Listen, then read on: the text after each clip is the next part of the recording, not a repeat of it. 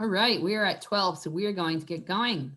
Hello and welcome to the webinar After the Fire with Wildfire Wednesdays. My name is Kara Baylog, Program Coordinator for Oregon State University Extension here out of Jackson County, and today I'm going to be your host. This webinar is part of a webinar series meant to prepare Oregonians for wildfire season as a part of our Fire Adapted, Fire Prepared program. Today, we will discuss what to do after the fire, when it's time to return to your property, and how to recover from property losses. Wildfire Wednesdays webinar series addresses preparedness at 3 levels: individual, community, and the landscape.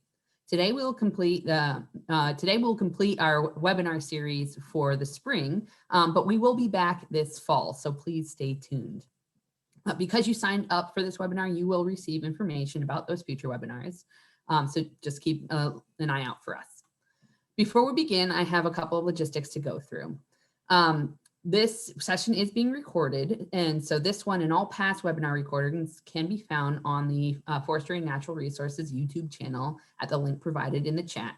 We are also streaming live on the Extension Facebook page. There is a closed captioning feature, so hopefully you're all seeing that at the bottom of your screens. If you don't want to see the captioning, you can simply go to live transcript and hide the subtitles. For those tuning to the webinar on Zoom, your audio has been muted. If you're having audio troubles and are connecting to your computer's audio, I suggest you hang up and dial in with your phone. You can always post questions in the chat window if you're having technical difficulties. If you have a question on the information that's being presented, please type your questions into the Q&A window. We have limited time, but we will do our best to answer your questions live. But we will also have panelists on board who may give you a written response in the Q&A window. If you don't catch all the information presented, don't worry.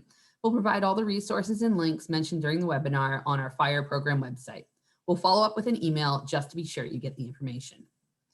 So I want to introduce our speakers. First, I want to introduce Katie Wallstein, who's our moderator today. She's the Rangeland Regional Fire Specialist. Jacob Putney, Extension Forestry Agent with Baker County, is our co-host today. We're also pleased to have our 3 presenters here with us. First up, we'll hear from Jen Damaris, Lincoln County's Emergency Manager, to speak about how to know when it's safe to go back and what to check for when you first arrive. Nancy Yule, the Consumer Liaison with the Oregon Division of Financial Regulation, is here to talk all about insurance, what to do before the fire and immediately after to make sure you are fully covered if you sustain losses on your property. Finally, we'll hear from Brian Metzger, the Fire Protection Engineer under FEMA's U.S. Fire Administration, who will speak to the various recovery programs available to those who have been hit by wildfire. We also have a team of panelists on the line to assist with questions, including some of the Extension Fire Program team. So without further ado, I'd like to turn the presentation over to Jen. Good afternoon, everyone. Let me just share my screen here. Make sure I get this right. So apologies. Let's see here. Okay, just confirming everybody can see my PowerPoint slide. Okay, assuming we can. Okay, so I am Jenny Damaris. I am the Lincoln County Emergency Manager, and the presentation I'm going to be sharing with you this afternoon is one part of a series of presentations that we have created this year. In prior years, we had just a 2-hour session, and we've now broken that up into 8 individual modules. So today we're going to be talking about cautionary reentry after a wildfire. So, and a couple of these slides we're going to skip through just to save us a little bit of time. But the point I want to make here is that this is intended to be a self-learning guide. So whether you're watching live today, watching the video later, or you happen to navigate to OSU Extension Service website or our Lincoln County site, you can click on these slides and then use the graphics and hyperlinks to retrieve additional information to help you with your planning efforts. So cautionary reentry, I'm going to talk a little bit about what to expect, checking your home and buildings, damage assessment and cleanup, flood risk after the fire, and coping with disaster or traumatic events. And we have lots of wildfire advocates and our sponsors, including Oregon State University is one of our sponsors here locally. And our overall objective, of course, with any all-hazard event is strengthening your knowledge of our local wildfire risk and your role in preparedness, response, and recovery. So to get us started, what should you expect after a fire? Well, I think the biggest question that we found for our Echo Mountain fire is the general public, or those that were affected, wanted to know what's happening behind that roadblock. Why can't I return home? That is one of the survivors' first priorities, is wanting to return home. So I'm just going to let you know, what are we doing behind that roadblock? First of all, security protection. Local law enforcement is securing the burn area to restrict access for your safety, utility workers, responders, and to ensure that your private property is being protected from those that shouldn't be there. Animal services, they're working to identify remaining animals that need to be evacuated for medical treatment and or shelter in place resources for food and water until the survivors can return. Damage assessments, it's critical to access federal resources, FEMA funding, for those survivors, and we're conducting those damage assessments during that time. Utility restoration, providers are working to mitigate further damage, clearing of roads, decreasing hazards so survivors can return to their properties. And then cautionary reentry planning. For public safety officials and local government, we just don't open the gates and let everyone back in at the same time. We want to make sure that the survivors are the first ones that are able to access that area and sort of have a moment of privacy or reflection to do what they need to do when they first see their properties before we allow the general public back into that area. So what to expect? We know that for those returning survivors, they're grouped into different categories, and each of them will be processing this differently, both financially, physically, and emotionally. Those that do have fully destroyed homes, businesses, or structures, those that have damaged properties, but their home is still uninhabitable, which means they can't live in it. Affected, but are habitable. They could live in it, but they're probably going to require a lot of cleaning or debris around their property due to smoke damage. And then there's those that have no damage, but they are in the burn scar area. And those most generally find they have a stronger survivor guilt because their property was not damaged and they can return to it. You may not know which category of survivor you are until you actually return home. Do not attempt to return to your property until public safety officials give you the go-ahead. And it may take several days, or, very sad to say, even weeks until you're able to access your property again. Here in Lincoln County, as I know many of my sister counties did during the Labor Day fires, we established a process where homeowners could call into our call center, give us their address, and then our deputies would go out, determine the status of their property, and then make an individual call to the survivors. That way they knew from a local public safety official what to expect when they returned home. Small neighborhood areas may be allowed back at different intervals. Due to public utility safety and getting things cleared up, we may do one group here and then do another group over there. You may only be allowed access to your property for a few hours at a time until all roads and utility hazards have been cleared. So staying informed, we have a statewide Oregon Alert program across the entire state. So if you have not already subscribe to your local emergency notification systems, we definitely encourage you to do so. You should also ensure that your email is in your opt-in profile. That allows county emergency management to be able to forward lengthier messages about recovery efforts, how to access your property, and information attachments that you'll need to know to start that process. Each county has a website. Somewhere on there, they have a primary location where they're putting that resource information of how to access your property and recovery. We have a call center here in Lincoln County, as do most of our sister counties. That's where survivors can call to be able to find out that specific information. Most likely after a fire, there is a separate Facebook page that is created specifically for that page. You'll want to look for that right away, but you can always start with your county emergency management. They'll be able to link right to it. And then of course, our local media partners. We make sure that they stay apprised of all of this information so that when you tune in to that local radio station, their website, or the local newspaper, you should be able to find those resources as well. So what to expect for the physical environment? Unstable or affected driveways, culverts, bridges, or hillsides. Things are not going to look the same as it was when you left your property. You may have limited or no power service. If you have a home that survived, but was out of power for a lengthy period of time, you need to expect that your refrigerator and freezer is going to be damaged, as well as everything that's in it. And that can be a very mess to clean up. You may also have damaged septic tanks. Your septic may not be functional when you return home, even though your house may have been fine. Damaged water systems, vulnerable or high-risk trees, which can greatly limit access to your home, structures, or property. Continued smoldering of trees, buildings, and underground hotspots. Poor air quality due to the lingering smoky conditions, and definitely hazardous or toxic residue due to the mixture of burned items in the area. So here's something that I put in, sort of my point of reference that I felt my community compensated with during our fire. I refer to it as the fishbowl syndrome. An emotional disbelief by surrounding communities that this fire has occurred in their area, an inundation of members of the public wanting to see the effects of the fire. Public safety officials will try to limit access to the area as long as possible to allow survivors time to acknowledge how they have been affected and assess the status of their property and retrieve deceased pets and livestock. The emotional toll on survivors will be different in different phases based on their level of damage, impact, and others as they know who are affected. It will be challenging for survivors to isolate themselves from the public at large. Many mean well and want to help, but it will be an overwhelming emotional response. So we're not watching the video today, but this really is a great short little video to give you a better perspective of returning home.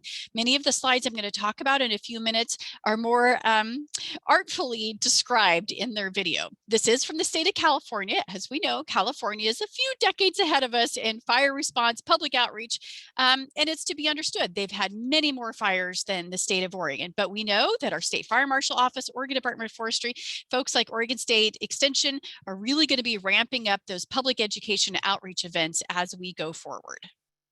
So returning home precautions after a fire, and this is taken directly from Cal Fire.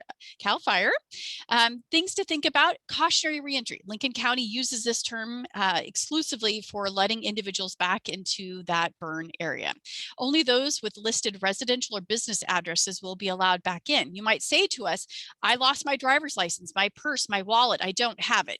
We can definitely work around those things when you call into a call center or make contact with public safety. We'll be able to work it out, but we do limit to only those people that actually need access.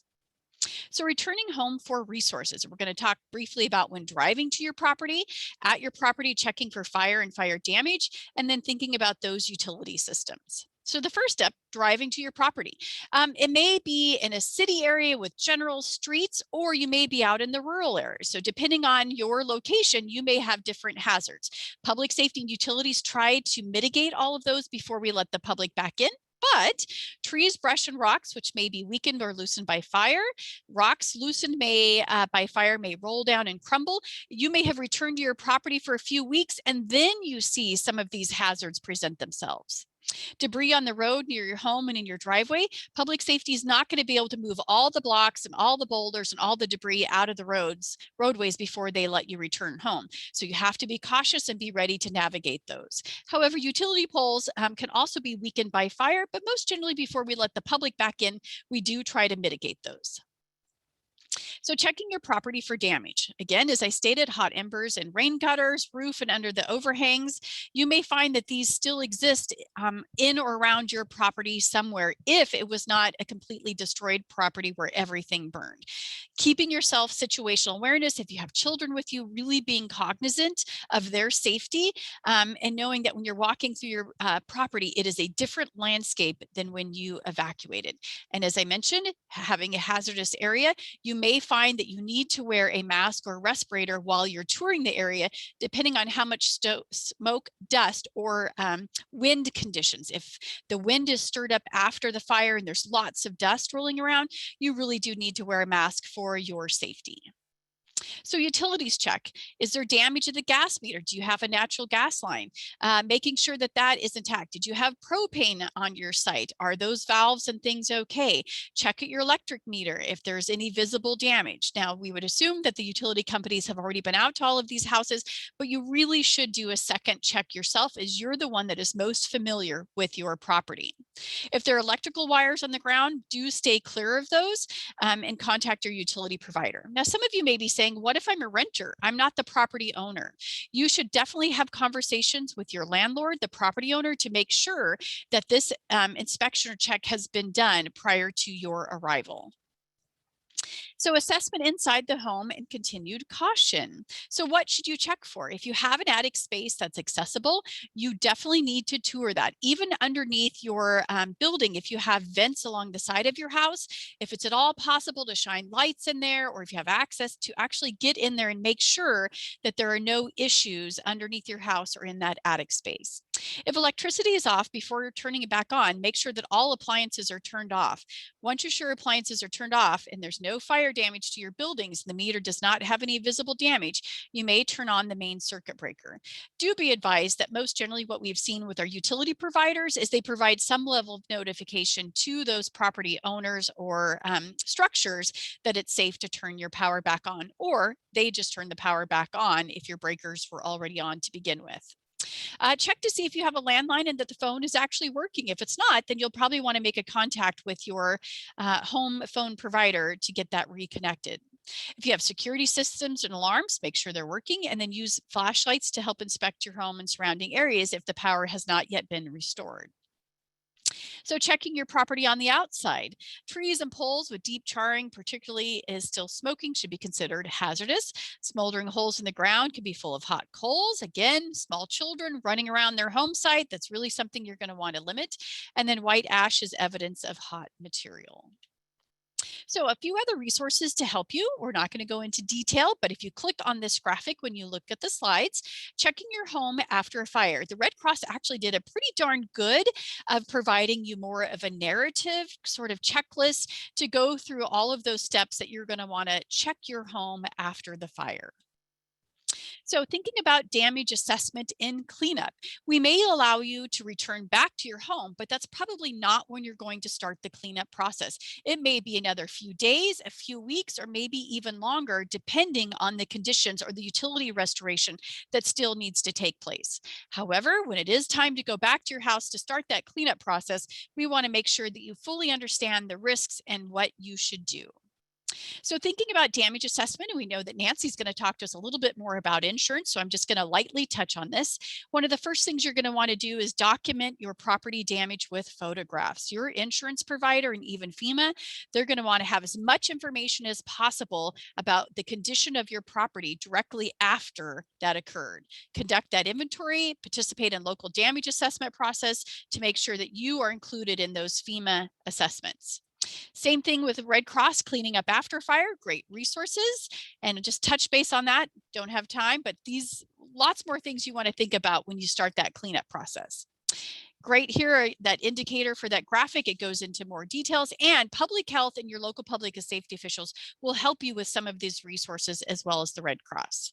The last thing I'm going to just say, just quickly, when you have time, think about flood risk after a fire, and I think Nancy will touch on that also about insurance. There's a great risk once the rain comes back to those burn scar areas for additional damage to your property. Lastly, coping with disaster and traumatic event, trying to go quick here. Great resources on the CDC page about yourself, your children, teens. You may have a public safety first responder in your family. All of these resources are very valuable for you to think about before you actually start that recovery process. And with that, I'll pause to see if there are any questions in the chat box. Thanks so much, Jen. We're gonna save all the questions for the end during the Q&A session, but I'm gonna turn it over to Nancy at this point. So Nancy, you can go ahead and share your screen. Great, thanks, Kara, and thanks, Jen. That was excellent. So I'm going to go ahead and share my screen. Good afternoon, everyone. I'm Nancy Ewell. I'm from the Oregon Division of Financial Regulation, and I'm their consumer liaison. And hopefully you can see my screen. So I'm really happy to be here with you today to talk about insurance. The Division of Financial Regulation is the entity that licenses insurance companies, insurance agents, and public adjusters. And when we're licensing them, we're regulating them to make sure that they follow the Oregon laws and regulations to protect consumers. So for a consumer, what's important to know is that we have a team of advocates that are there for you. And so we'll talk about them a couple of times, but I really do want you to take down their contact information.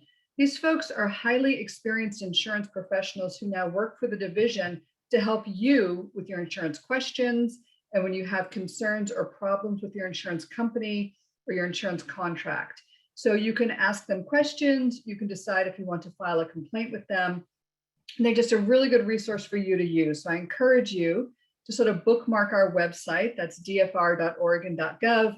And we have a toll-free number that's 888-877-4894. And I'll have that contact info again at the end of my presentation. But I do encourage you to keep in mind that we have consumer advocates for you to help you with your insurance questions and problems.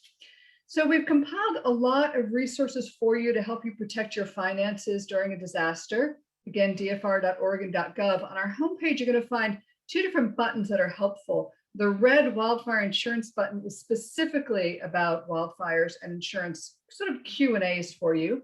But then also we've created a whole section on disaster resources. So I encourage you to bookmark the website and check out that information there when you have some time to review. The way I like to talk about preparing for disasters is really to think about 5 different things to keep in mind. And the first is to not succumb to normalcy bias. This is a cognitive bias we all have that tells us that really disasters aren't going to happen to us, and it causes us to minimize the threat and minimize the impact of disasters. And so it's really important for you to not listen to that little voice that says it's not going to happen to me, but to know that it could and that you can be prepared.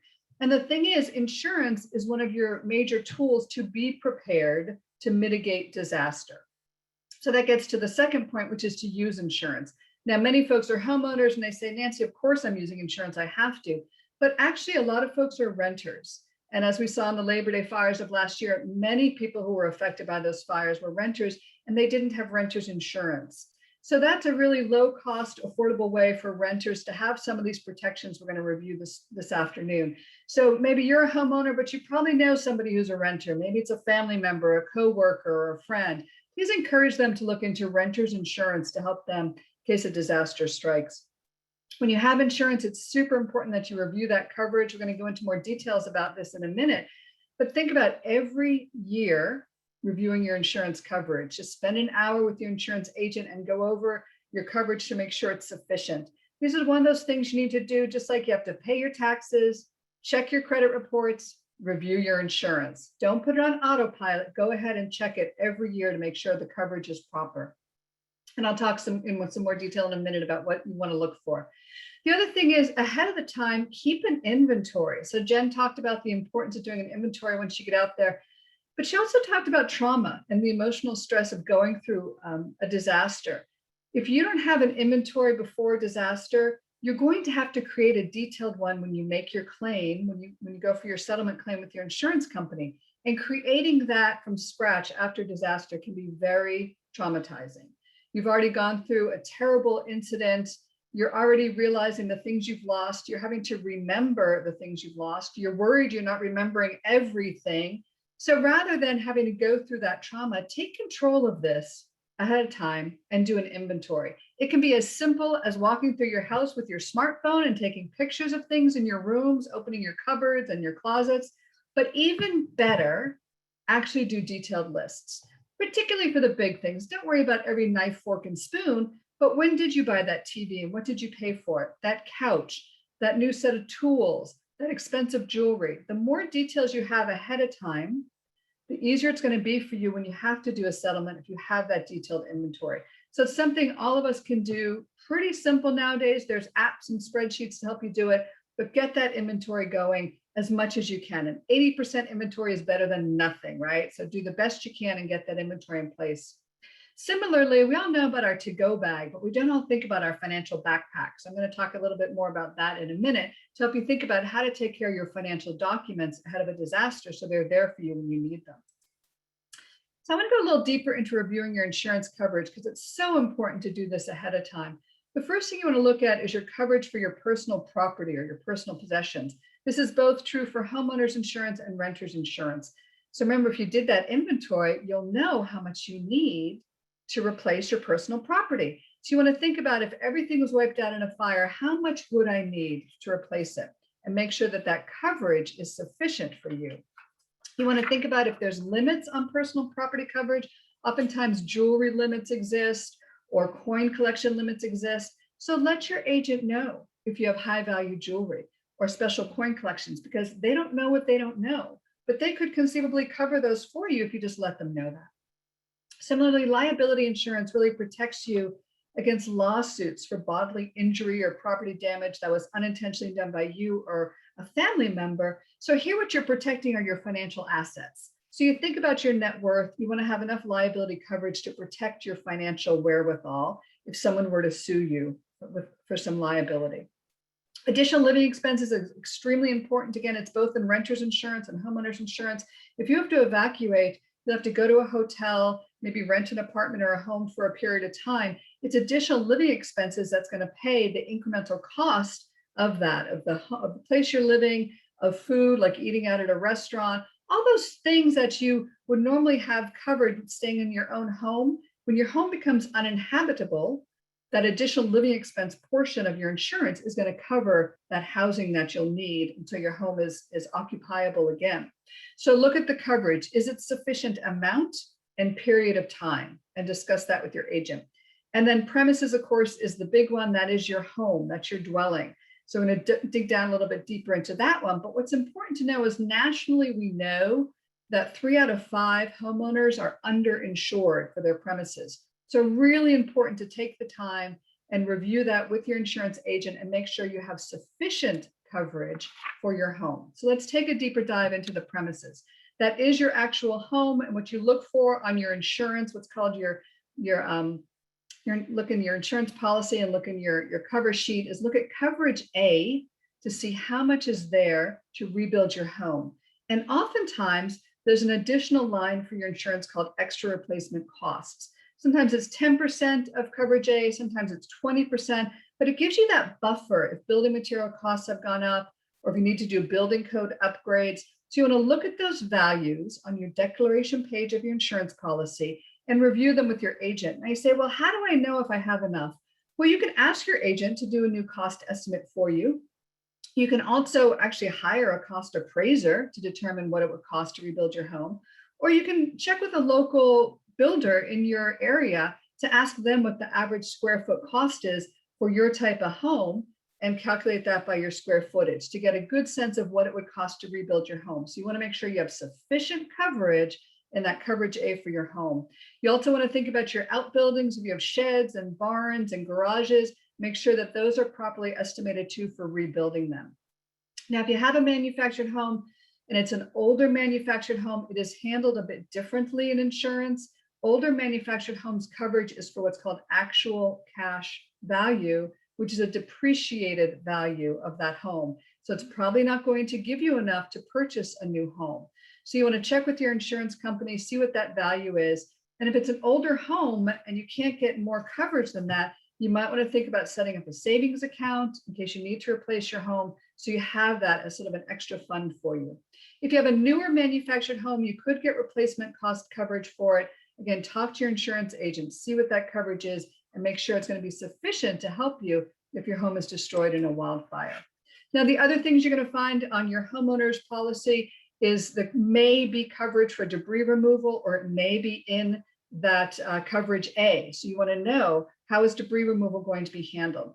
You also want to know how much time you have to rebuild, and you want to know whether or not you can rebuild in a different location. So those are all things that are going to be laid out in your policy, and really important that you're satisfied with that ahead of time. So talk to your agent about that. Now, I mentioned to you that we like to promote what we call a financial backpack. So this is really thinking about, in your to-go bag or your essentials, but where are your essential financial documents? They don't necessarily have to be in your backpack, in your to-go bag, although you might want your pet records in there, you might want your passport in there. But what is important is that you know where these documents are and that they're safeguarded. So oftentimes nowadays, folks are scanning things to the internet, securely putting them there or putting them in a safe deposit box. We have a handy checklist for you on our website under Prepare Now that you can use to sort of think about where your documents are they safe? So if you have to evacuate quickly, you're not worried about where your car title is, it's secured somewhere safely. All of this is available on our website. I do encourage you to go there. We have lots of resources from FEMA and the Consumer Financial Protection Bureau and other sources to really help you think about how to protect your finances. Now, after a fire, you want to really think about what you need to do as it relates to insurance in your home. You should reach out to your insurance company as soon as you can. It's helpful if you have a copy of your declaration page and your policy, but if you don't, that's okay. The insurance company can get one for you. You ask them to get you a copy because you really want to review that and make sure you're comfortable with all that information. You do want to prevent, once it's safe to go back to your home, and Jen really explained that process, once officials tell you you can go back to your home site, it's important to prevent further damage. So for example, putting up tarps and plywood, but don't start repairs until your insurance appraiser has come out and started their assessment of the situation. As Jen mentioned, do take pictures, but don't dispose of anything without talking to your insurance appraiser. You want to make sure they're going to get a full picture of the situation. And as you're doing everything, start keeping receipts right from the start for your lodging, for your food, for anything you're due to prevent further damage to your home. And then if you don't have that detailed home inventory, do start right away. Just carry a notebook with you. And every time you think of something, jot it down. Ask family and friends to help you think about your inventory so you can get a really detailed listing for when you're going to need it. What the company's going to do is they will send out an adjuster to look at the situation and help to start thinking about the settlement amounts. They'll start preparing that settlement. You have the time you need to determine if that settlement is sufficient. Don't feel pressured to accept a settlement you're not satisfied with. They will make some first payments to you basically to get you some cash flow.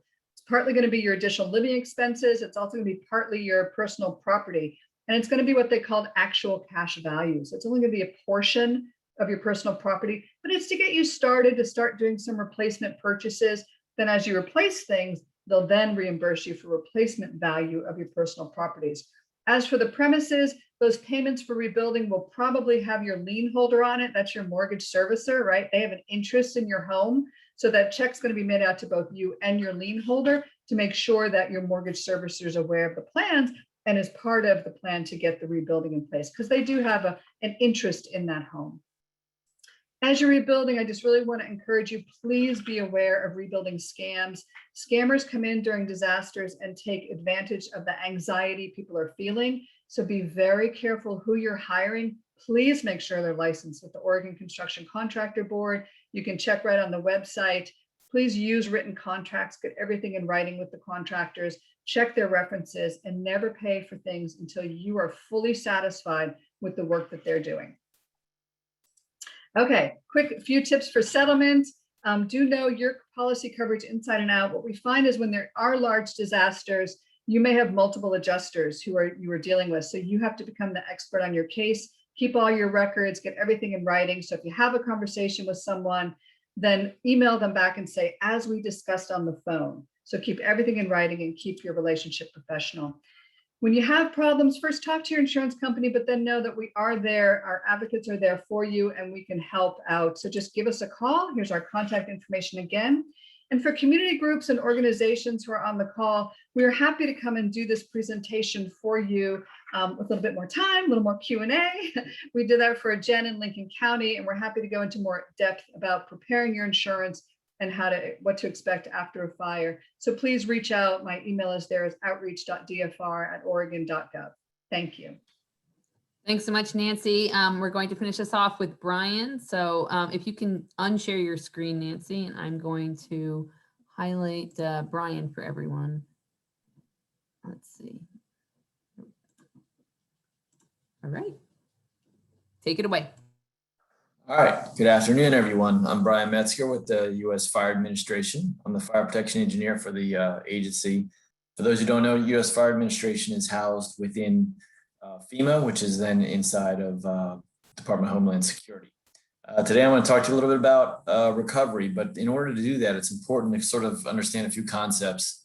One of the more important ones, for instance, is that, in order for a smooth recovery, it's important to take steps before the event happens. So there's an old adage that an ounce of prevention is worth a pound of cure. And that really applies in the case of wildfire. Another concept to keep in mind too is, without knowing everybody that's on this webinar, it can be useful to consider whether you're considering an actual wildland fire versus a wildland urban interface fire. And that can change sort of what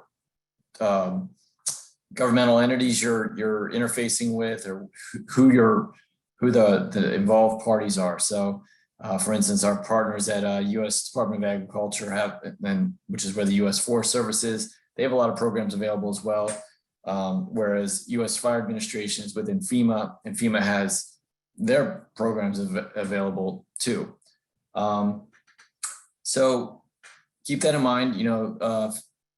If you're on this webinar and you're sort of not dealing with an actual with wildland urban interface fire, what we call WUI fire, then you might be dealing more with the Forest Service resources.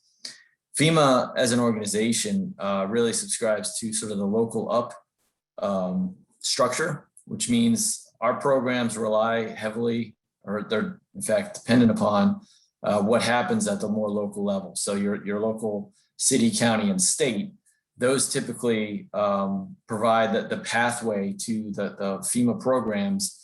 Another way of thinking of it is that FEMA sort of administers programs, whereas the states manage them.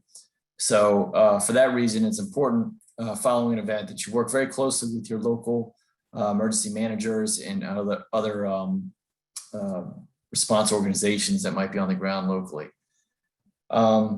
Another thing I'd like to do is just sort of touch on some of the hazards that you might encounter when you do go back into an area that following a fire. There's a lot of unseen hazards that exist. We heard a little bit earlier about your utilities. You could have open water, gas, electric utilities that are hopefully turned off, but you never really know, and you can never be too cautious. You can also have sort of secondary failures from those systems. For instance, you might have a municipal water system that has depressurized because it's got so many open lines. You could have backup generators and pumps on systems that are lost as a result of the fire, and that complicates or prevents reestablishing those utilities in an area. And sometimes that can be a long process to get them back online. Similarly, your infrastructure, and whether that's roads and bridges that are damaged, both structurally or otherwise, but as well as like cellular service. Nowadays, a lot of people are dependent upon a good cell signal or internet access. Those two can be significantly damaged during a wildfire event. You could have trees that have been damaged that either have fallen down or might the next time there's a storm or something in the area. Another area hazard, I should say, that we're very concerned about is post-fire flood hazards. I believe it was mentioned earlier as well, but the flood dynamics following a wildfire can be significantly changed. There are programs that exist to help with understanding what has changed and how to get help with sort of mitigating what those different risks might be. There's floodsmart.gov is one site that I believe is the USDA program. So you'll want to consider that as well. Lastly, as far as the hazards that you'll be encountering, keep in mind that air quality could be significantly reduced. You've got a lot of, not just from the wildland fuels, but from the fact that you have a whole community burn. There's a lot of materials in structures and and outside, such as vehicles. You could have batteries and tires and electronics and upholstery and all the things that are in a house too. So all that stuff has now been burned, and it's in the soil, it's in the air, it can be in the water supply depending on what the topography is. So keep all those things in mind. When you do go back into an area, you might not be able to stay there for very long, or if you are lucky enough to have a property that survived, you might not have all of your normal utilities and luxuries available for a prolonged period of time. You might not have water. So keep that in mind as well. It could be a short-lived visit to do your damage assessment, collect whatever you can, and then essentially leave. So I did drop a link to one of U.S. Fire Administration's web pages in the chat.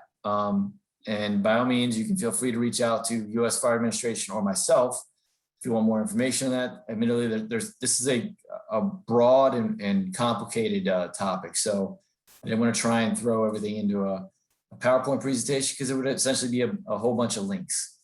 But that link I put in the chat will get you in the right direction. You'll be on U.S. Fire Administration's website. We have a number of resources on there related to WUI fires specifically and things that you can do before and after. Assuming that the emergency managers have followed the necessary procedures as far as, disaster declarations, for instance, for FEMA, accessing FEMA programs is pretty important.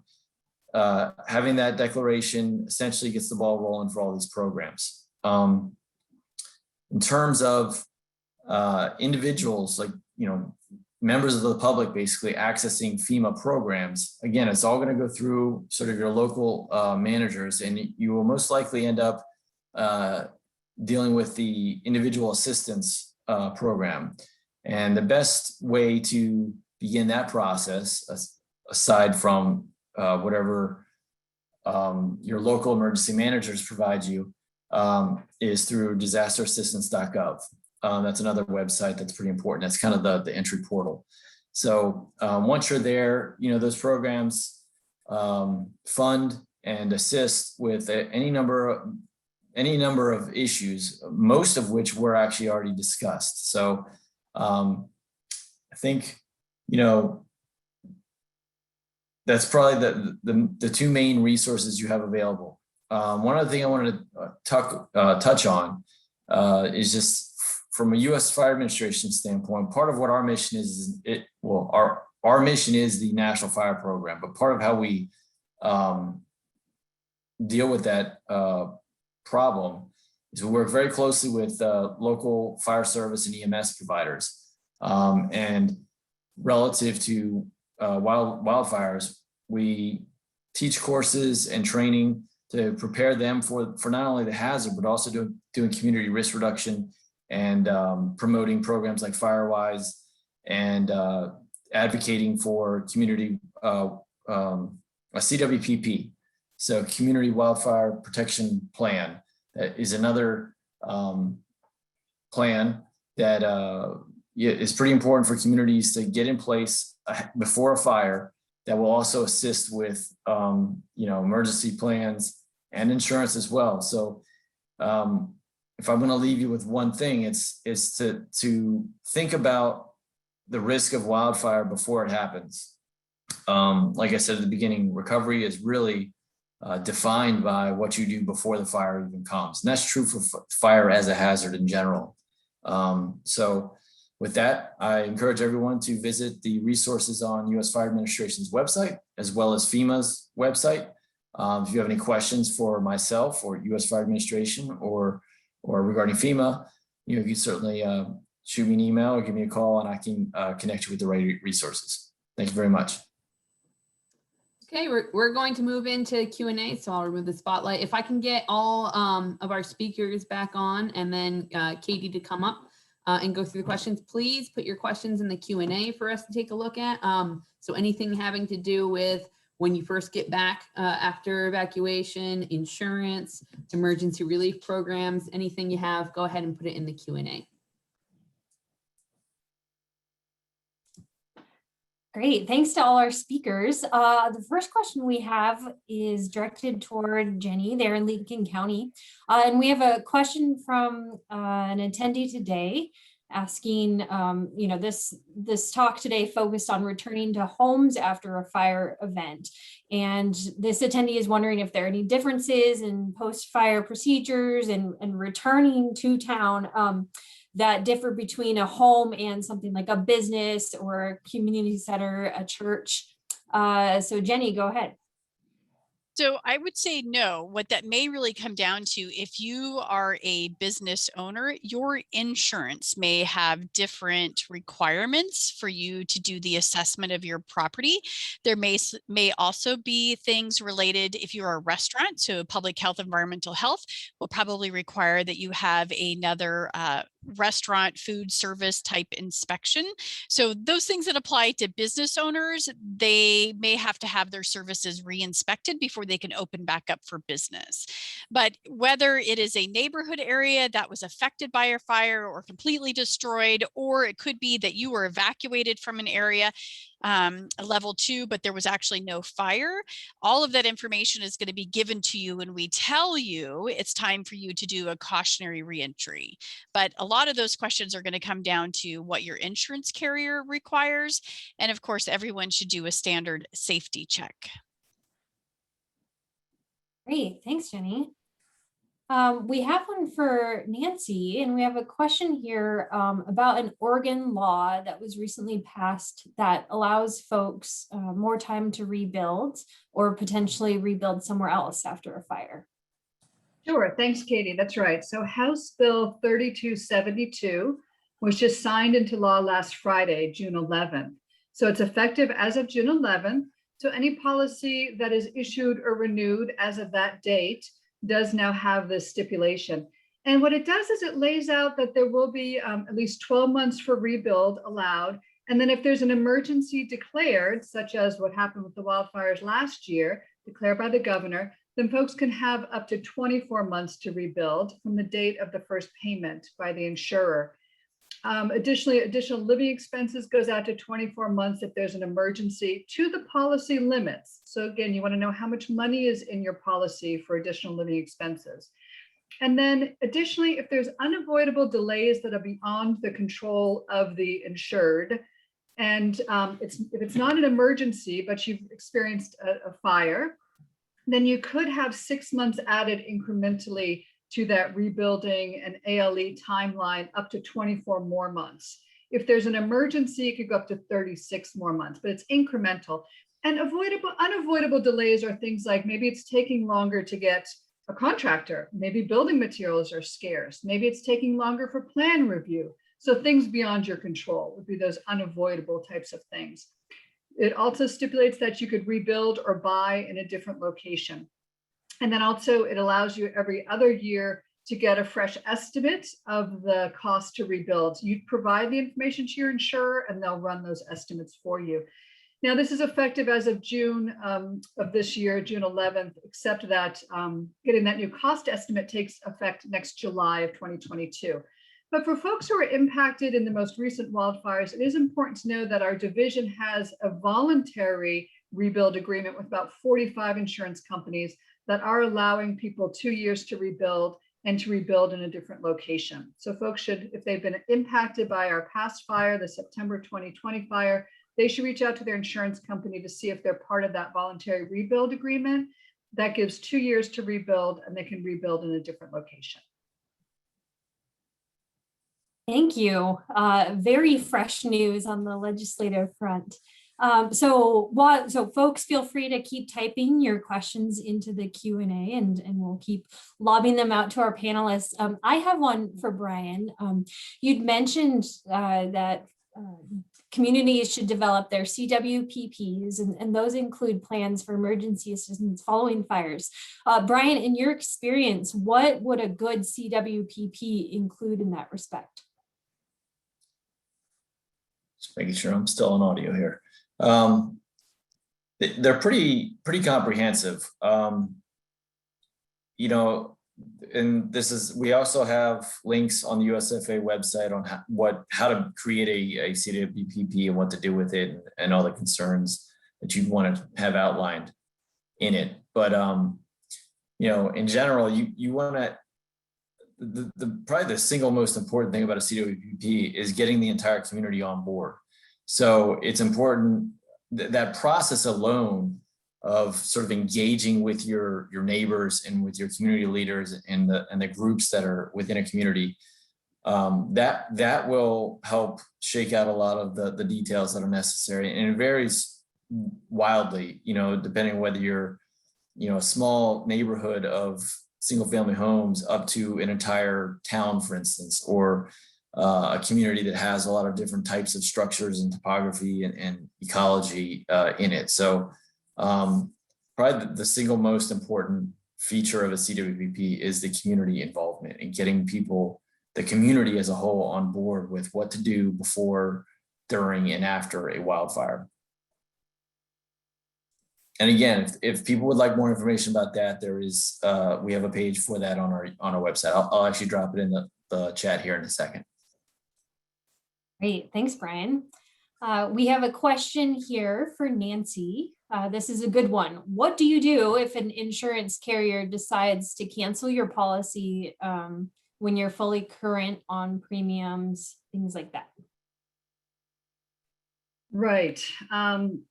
So if the insurance carrier has decided not to renew your policy, so that at the end of your policy term, they have informed you with proper notice that they're not going to renew, that is their right to do. So some insurance companies may decide that the exposure is too much or that they're not in that line of business anymore.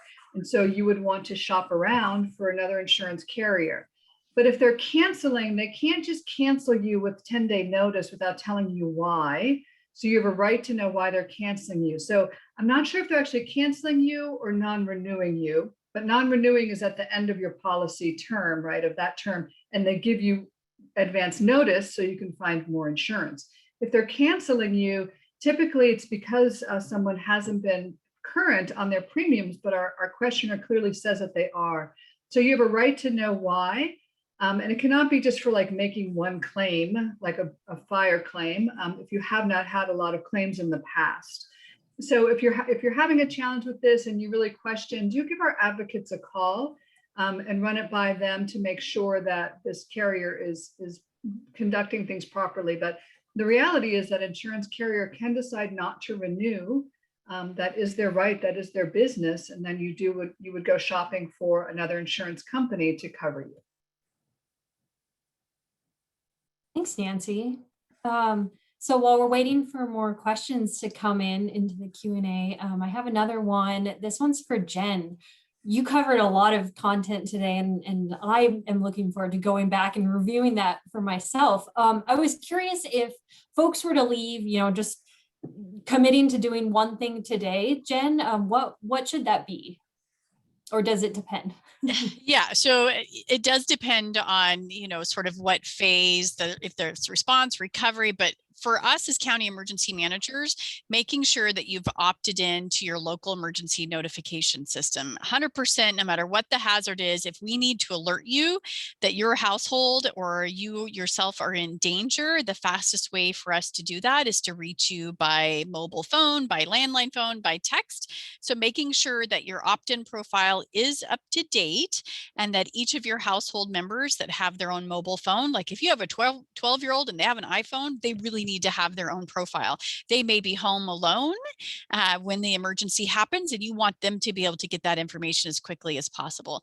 Aside from that, the next best thing that you can do is have a communication with your family members that are important to you, whether they live in the household or away from the household, as to what your plan or your strategy is if you have to evacuate your home quickly. Make sure that everybody's on the same page. We know that in the Labor Day fires, communication systems were disrupted, not necessarily failed, disrupted because they were affected by the fires. And so you may not have your traditional communication processes available to you, that technology, and you want your other and extended family members to know, I'm going to go to Aunt Lucy's house if a fire happens in my neighborhood, so expect to see me show up there. So again, communicating to your family what your plan or what your strategy is.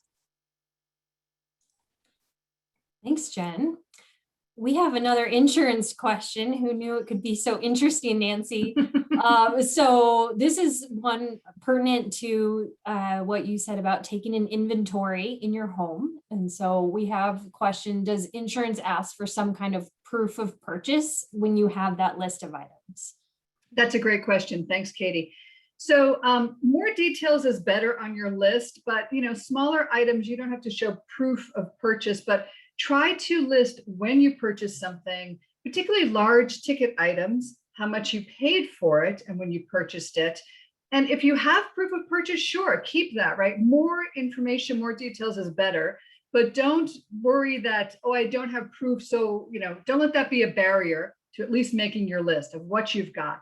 But better still, when did you buy it? How much did you spend on it? And even better still, for big ticket items, keep a proof of purchase. That's great.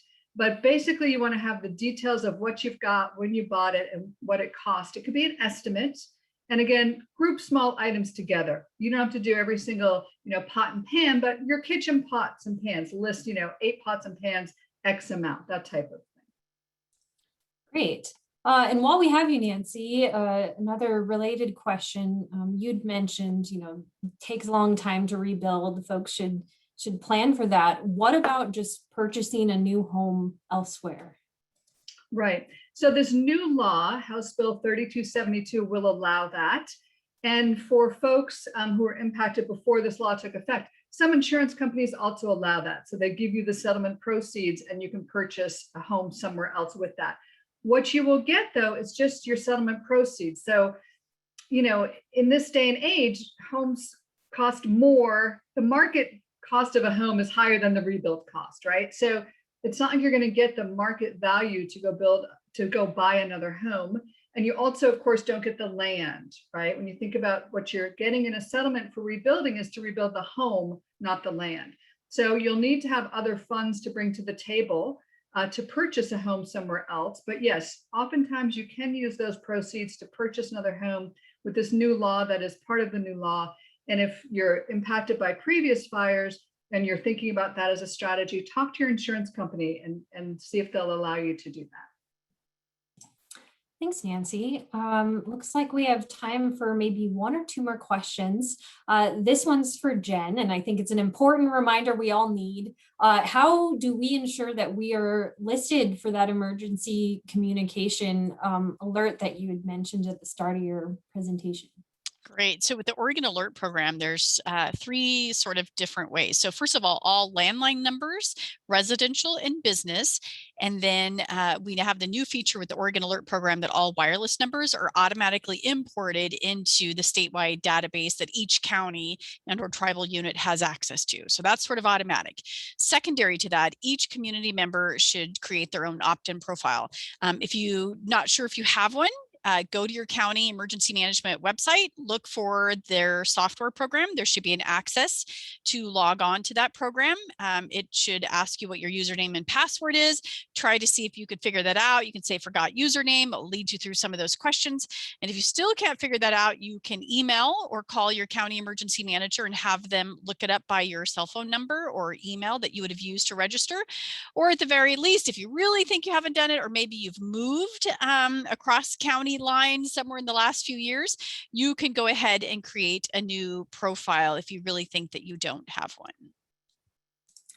Well, thanks, Jen, and thank you to Brian, Nancy, and Jen for your insights today. I'm going to hand it back over to Kara. She has some action items for us before we all go. Thanks, Katie, so much.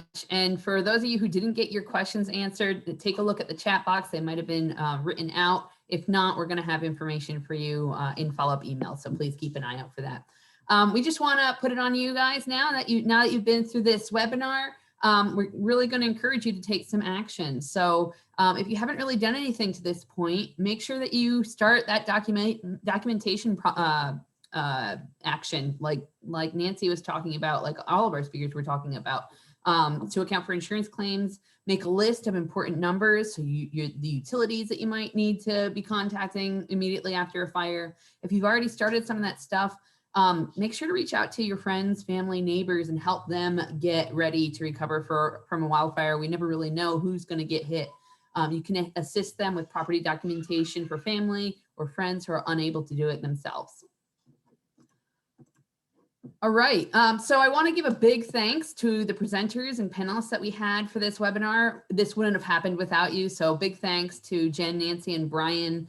And thank you everyone for joining us. We recognize that we're all still recovering from the wildfire season from last year and right in a new one all over again. And we appreciate you tuning into these webinars to get yourselves, your family, and your communities prepared for the next wildfire season. For those of you who didn't get your questions answered, as I mentioned, we'll be providing answers to questions in a follow-up email. I just want to remind everyone, this is our last webinar until we start up again in the fall. Stay tuned and join us for a post-fire season review after the end of this coming fire season. And we'll have a look into best fall management practices for wildfire preparedness. In the meantime, I want to remind you that we have all of these webinars recorded. Feel free to go view them at this website we have up here, our program website. And including ones that maybe you haven't seen, such as the one we did last fall, When Wildfire Hits, One Community's Journey to Recovery. It can all be found on these program pages. You just got to look around a little bit. We really appreciate the hundreds of people who have joined us every Wildfire Wednesday webinar for over the past 3 months. We've had an amazing turnout. We hope you all stay safe during this fire season, and we look forward to seeing you guys on the other end of it. So thank you.